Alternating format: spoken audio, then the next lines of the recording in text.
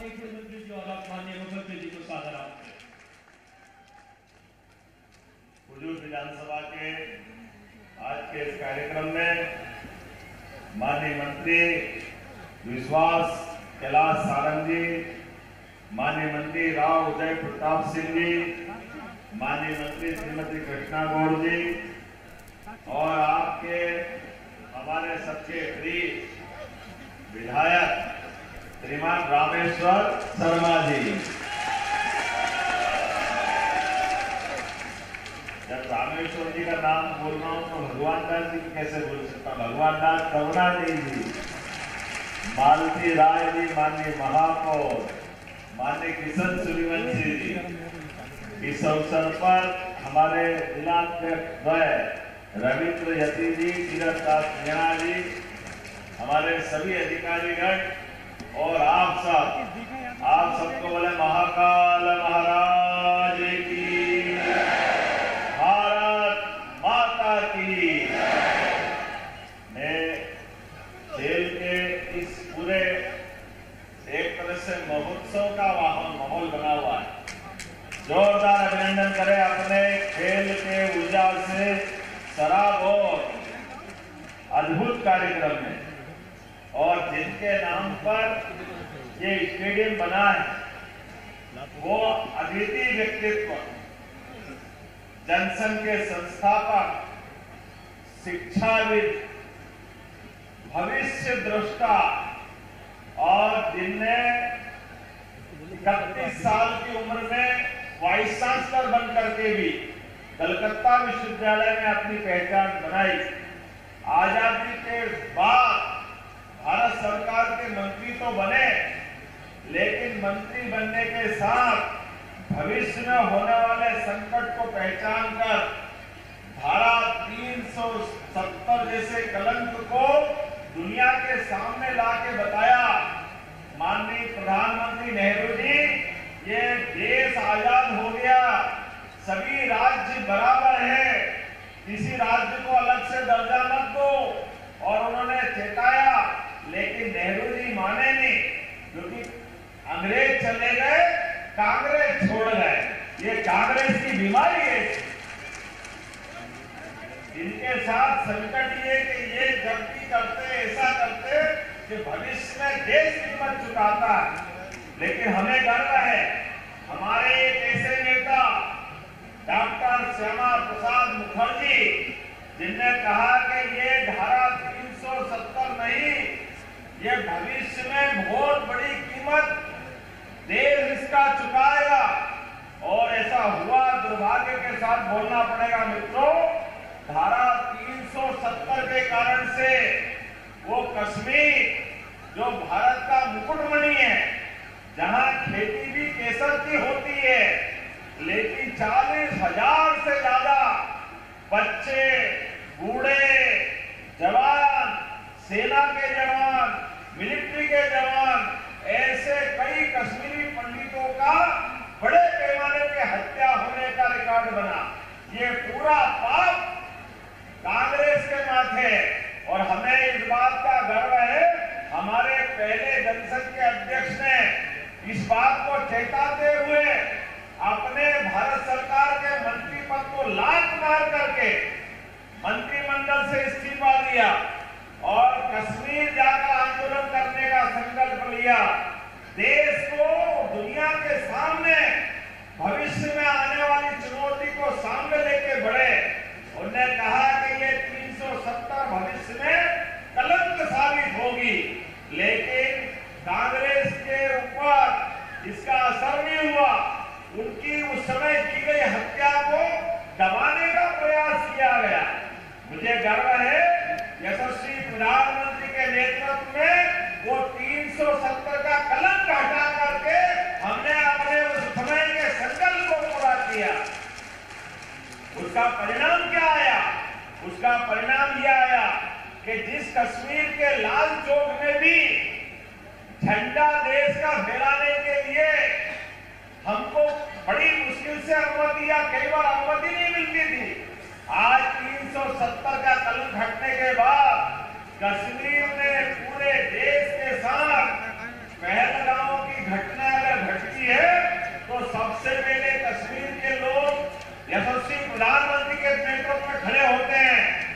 पाकिस्तान का जो हाल करना करो, लेकिन आतंकवादियों से समझौता मत करो। ये है मोदी और ये है उनकी सरकार। हमारी निष्ठा इस देश के साथ होना चाहिए, हमारी निष्ठा इस देश के नागरिकों के साथ होना चाहिए, हमारी भावनाएं देश के वासियों के साथ होना चाहिए। इसलिए लेकिन बड़े दुर्भाग्य के साथ बोलना पड़ता है। रस्सी जल गई, बन नहीं गया। अभी तक कांग्रेस को यह समझ में ही नहीं आता। कांग्रेस के लोग अभी भी वो भाषा बोलते हैं, पता नहीं क्या मालूम किस भावना से ये लेते हैं। जब देश के दुश्मनों से भारत की सेना पाकिस्तान में घुस के उनको मारने का काम करती है, तो ये पप्पू उनसे सबूत मांगते। देखो कांग्रेस और कांग्रेस वालों को, ये इनकी भावना है। हमारे दुश्मनों को हम घर में घुस के मार रहे हैं, सेना उसका बदला ले रही है, लेकिन ये कांग्रेस कभी समझने को तैयार नहीं। जो वहां बोलते हैं यहाँ दिग्विजय सिंह बोलते हैं, नक्सलवादियों को हमारे लोग, हमारी सेना मारती है और ये नक्सलवादियों के लिए आंसू बहाते हैं। पता नहीं कांग्रेस कब सुधरेगी। एक जैसे लाइन पे चलती, समझ में नहीं आता करना क्या है। लेकिन कोई बात नहीं, मैं भोपाल वालों को बधाई देना चाहता हूं। विश्वास जी और रामेश्वर जी के लिए जोरदार ताली बजाओ।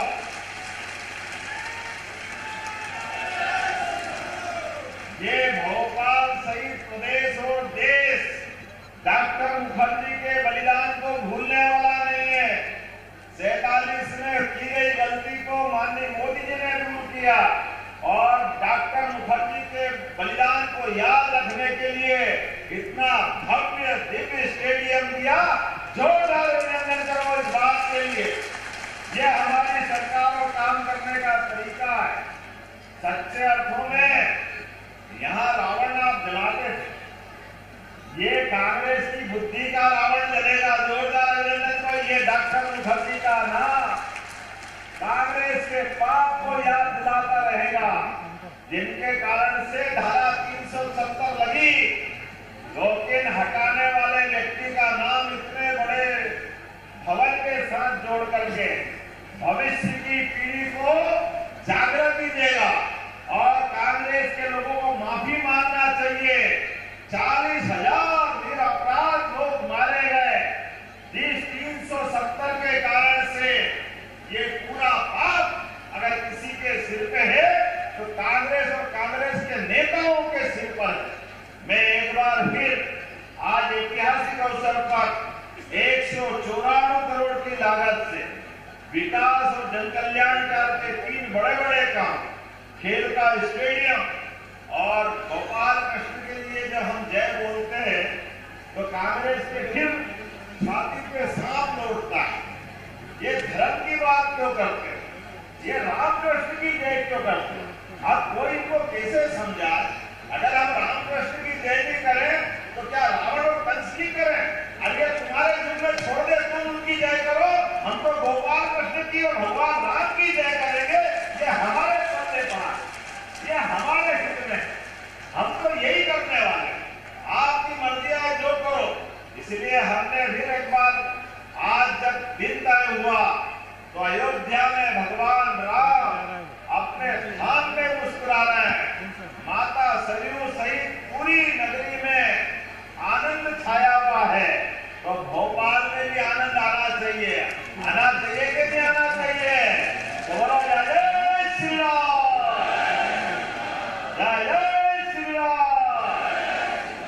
भगवान राम को याद करो और रामेश्वर भगवान को भूल जाओ तो संभव नहीं है। ये हमारा वो साल से 12 ज्योतिर्लिंग में से एक रामेश्वरम का धाम हमको भगवान राम से जोड़ता है और हमारे लिए डॉक्टर मुखर्जी का नाम राष्ट्रवाद से जोड़ता है। यह आनंद हमको आता है। आज के इस अवसर पर जब हम अपने गौरवशाली अतीत पर गर्व करके आगे बढ़ रहे हैं तो शांतिपनी आश्रम भगवान कृष्ण जहाँ शिक्षा ग्रहण करने आए 5000 साल पहले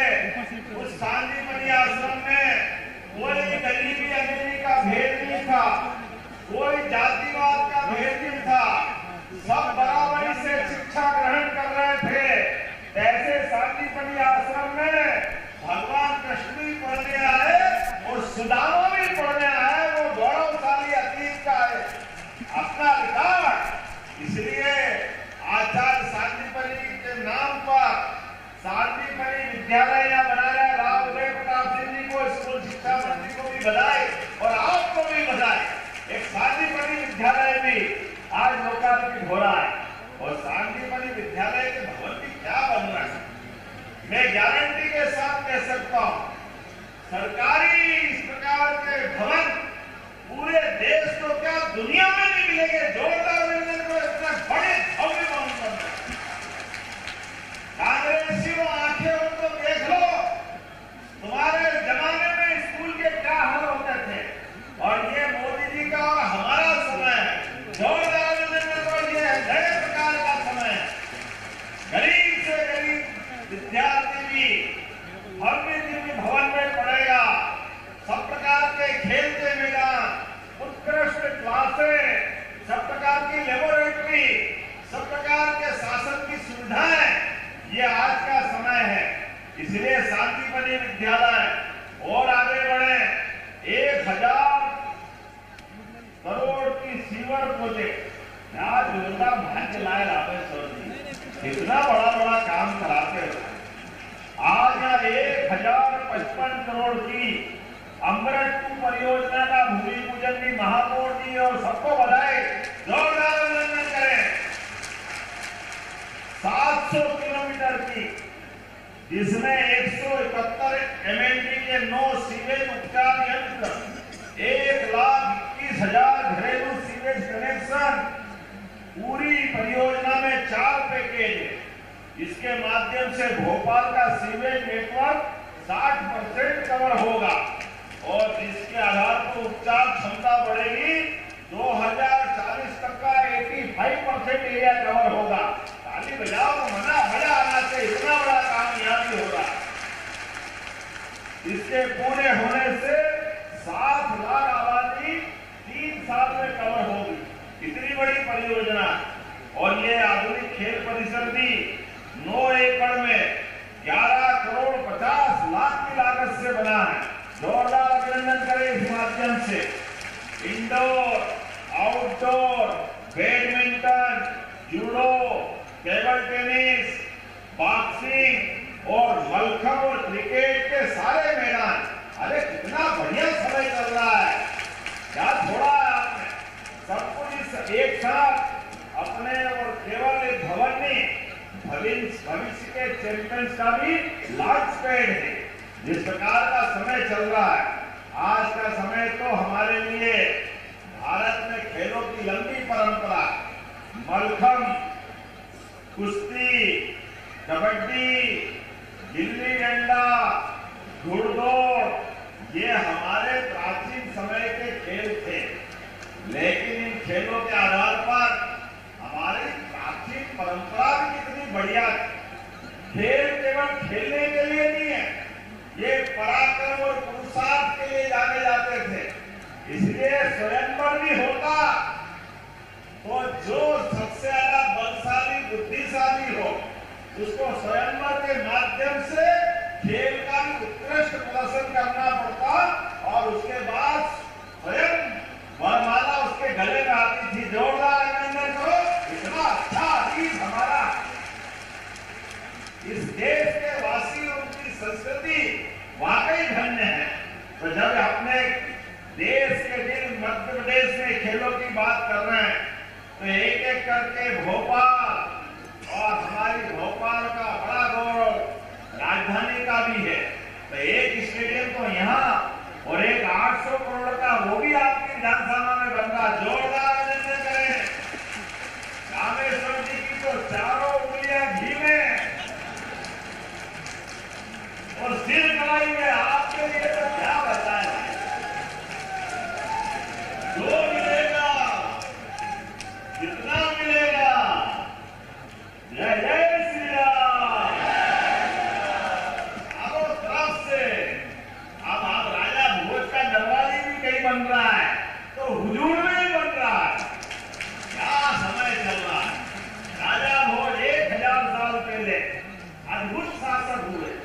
जिनके कारण से भोपाल का भोपाल ताल पूरा भोपाल गौरवान्वित होता है। और उनके और 1000 साल पहले अर्थात 2000 साल पहले विक्रमादित्य हुए, उनका सुशासन भी जाना जाता है। विक्रमादित्य जिनकी न्याय, दानशीलता, वीरता और आदमी तो आदमी भूत को भी पकड़ने की क्षमता रखने वाला अद्भुत सम्राट विक्रमादित्य ने 2000 साल पहले अयोध्या में मंदिर बनाया। उनका 84 काले कसौटी के खंभे वाला मंदिर, जिसको बाबर ने बाद में तोड़ा था, हमारा इस बात का सौभाग्य है कि वहां मंदिर धूमधाम से बन करके वहां भी ध्वज चल रहा है और यहाँ भी विक्रमादित्य दरवाजा बनाया जाएगा। ये काल अद्भुत है। सबको समेट करके भोपाल में, ये मध्य प्रदेश की राजधानी है और देश का दिल है। हर एक मार्ग से आने वाले अलग अलग राज्य के अलग अलग लोग, लेकिन अपने प्रदेश के लोग भी भोपाल पे गर्व करें। यहाँ हम मध्य प्रदेश की राजधानी भोपाल में है, तो भोपाल का अतीत कितना गौरवशाली है। सारे महापुरुषों के नाम पर अलग अलग दरवाजे बनाकर उनका इतिहास भी अमर कर रहे हैं। राजा भोज, विक्रमादित्य, ये सिलसिला और आगे बढ़ेगा, ये रुकने वाला नहीं है।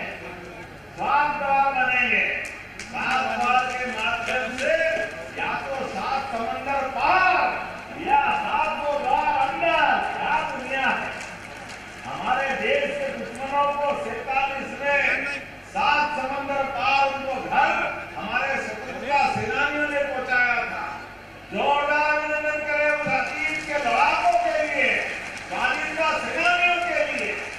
और अब देश आजाद होता है और देश की सारी पुरातन, प्राचीन, गौरवशाली परंपरा पुनर्स्थापित करने का काम होना चाहिए। इसलिए अतीत के उस गौरव पे भी गर्व करेंगे और आज का भी आनंद करेंगे।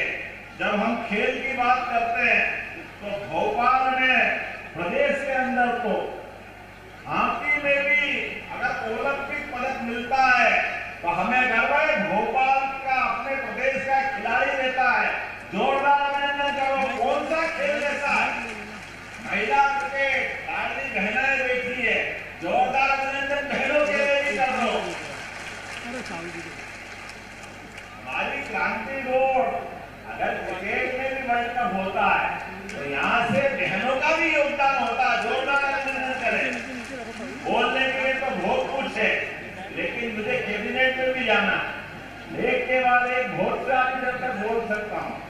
लेकिन एशियन शूटिंग चैंपियनशिप कजाकिस्तान में होती है। निशाना भी प्रदेश से कितना बढ़िया लगता है। जोरदार अभिनंदन करो ये शूटिंग रेंज के लिए। सीधा निशाना लगाया तो हमने 10 पदक जीते एशियन स्तर पे। ओलंपिक में भी हमारे खिलाड़ी कमाल कर रहे हैं। और श्रीनगर, जो मैंने कश्मीर के बारे में कहा, खेलो इंडिया वाटर स्पोर्ट्स में मध्य प्रदेश के खिलाड़ियों ने 18 पदक प्राप्त करके पहला स्थान हासिल किया है। जोरदार अभिनंदन करें। ऐसी एक नहीं, कई सारे प्रकार से स्पोर्ट्स डिपार्टमेंट नए नए ऊंचाइयों के नए नए मुकाम हासिल कर रहा है। ओलंपिक, एशियाई गेम्स, अंतर्राष्ट्रीय प्रतियोगिता, ऐसे जब पदक जीतकर खिलाड़ी आते हैं तो हम उनको राजपत्रित पदों पर अर्थात फर्स्ट क्लास की नौकरी भी देने वाले हैं। जोरदार अभिनंदन करो खिलाड़ियों को प्रोत्साहन देने के लिए। और आउट ऑफ टर्न प्रमोशन, विशेष प्रोत्साहन, ये केवल पुरस्कार दिए, ये खिलाड़ियों के प्रति सम्मान भी व्यक्त करने का काम हमारी सरकार कर रही है। ऐसी एक भी बहुत सारी बातें हैं, लेकिन आज का समय तो शुद्ध रूप से हुजूर का है।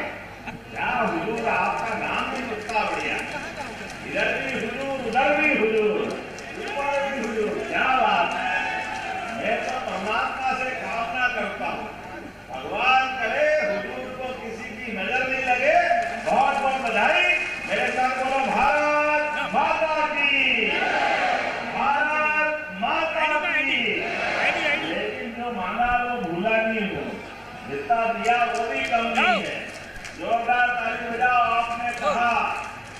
ये कटरा बनाई दीनदयाल स्टेडियम अभी और बनाना और बनाना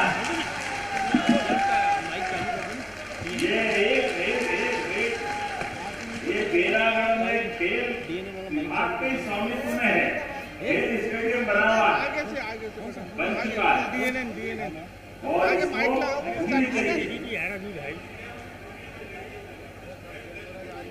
चलो विश्वास जी कहाँ से होगा, चालू कहाँ से होगा?